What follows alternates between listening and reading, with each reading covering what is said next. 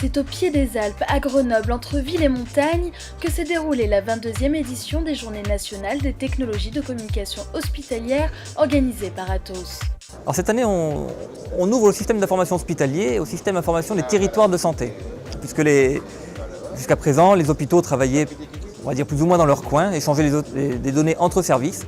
Aujourd'hui, les hôpitaux doivent ouvrir leur système d'information avec d'autres professionnels dans tout le territoire de santé.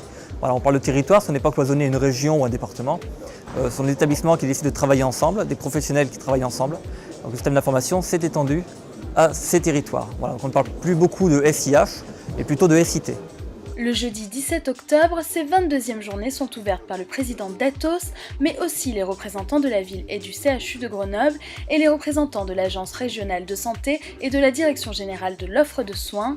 Au programme pour ces 2 jours, une quinzaine de conférences sur les actualités réglementaires, la dématérialisation des échanges, les systèmes d'information et développement durable, le positionnement du système d'information dans les CHT, les prescriptions médicales informatisées ou encore la télémédecine.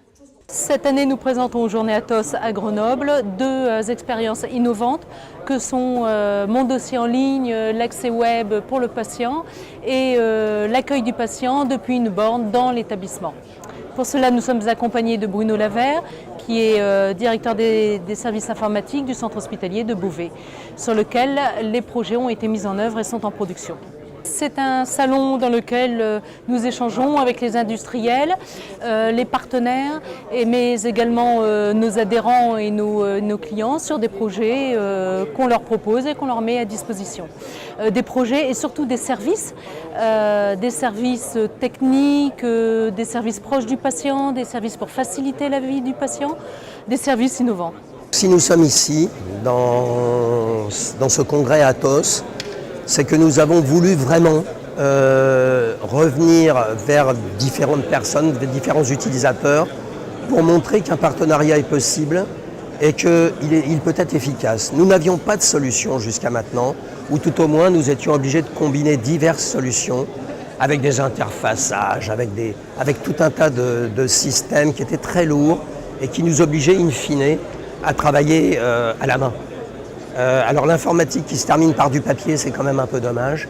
Là, nous avons vraiment un outil qui nous permet de A à Z, avec nos propres besoins, avec notre propre qualification et avec notre propre paramétrage, aidé par la société si ce paramétrage est trop compliqué, d'avoir véritablement ce que l'on veut. C'est-à-dire que c'est un outil pour tout le monde, mais c'est un outil qui peut être parfaitement cousu main. Cet outil, c'est un outil de présentation et c'est une sorte de data warehouse qui prend toutes les données et qui nous permet de les présenter de façon opérationnelle pour les professionnels que nous sommes. Ce salon est basé sur l'échange d'expériences.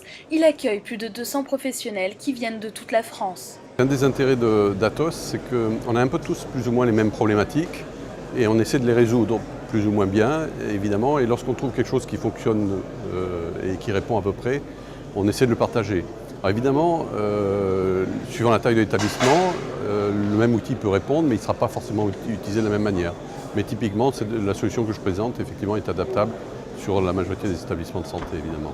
C'est un endroit où on peut échanger avec nos homologues d'autres établissements, chose qu'on n'a pas forcément l'occasion de faire, sur des sujets qui sont divers.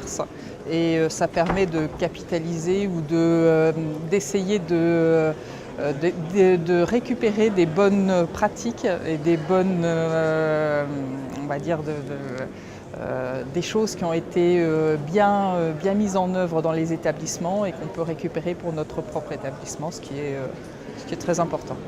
Je suis venu chercher à la fois des contacts avec certains de mes fournisseurs, certains de mes partenaires, et chercher ces contacts, des objectifs dans ce qu'on peut entendre au niveau d'hôpital numérique et territoire numérique de santé. L'objectif étant de faire un peu de veille sur les 4-5 prochaines années en termes de cibles et puis ne pas se tromper sur les projets opérationnels qu'on a dès aujourd'hui dans nos établissements. Voilà. Lors de la première édition des Journées Atos, il y a maintenant plus de 22 ans, le Minitel était à l'honneur.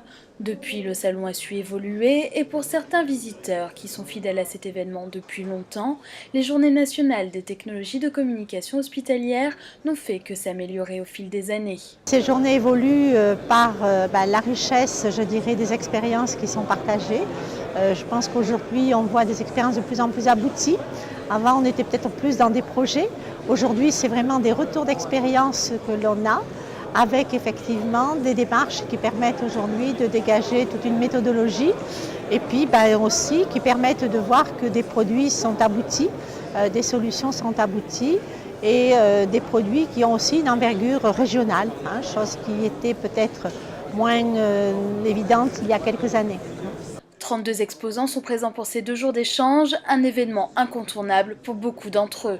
Tout d'abord pour rencontrer donc les acteurs majeurs de la santé, ensuite pour nous imprégner de notre présence ce secteur, donc rencontrer aussi les personnes qui vont élaborer avec les professionnels de la santé des solutions pour l'accueil et de la télécommunication en interne. Et la renommée de ce salon dépasse les frontières de l'Hexagone. Un des exposants est venu tout droit du Québec pour assister à ces journées. Sur le marché français, on a des solutions, pas juste de dictée numérique ou de transcription de reconnaissance vocale. On est entre le DPE et le système de dictée centrale. C'est qu'on offre tous les manques qu'un DPE va offrir et on offre beaucoup plus que la dictée. Et c'est pour cela qu'on est ici aujourd'hui, pour explorer le potentiel du marché français, surtout avec des décideurs, des intégrateurs, des partenaires, des chargés de projet. Un nombre d'exposants limité, des visiteurs et des conférenciers fidèles, le salon Atos met l'accent sur la convivialité. Ces journées sont aussi l'occasion de se retrouver et de partager de bons moments. Et c'est au sommet de la citadelle que le salon dévoile une autre de ses facettes.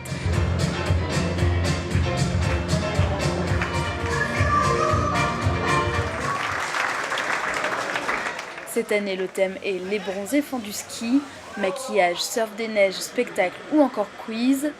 Une ambiance qui ravit tous les participants et rendez-vous l'année prochaine avec un thème tout aussi sportif, le rugby.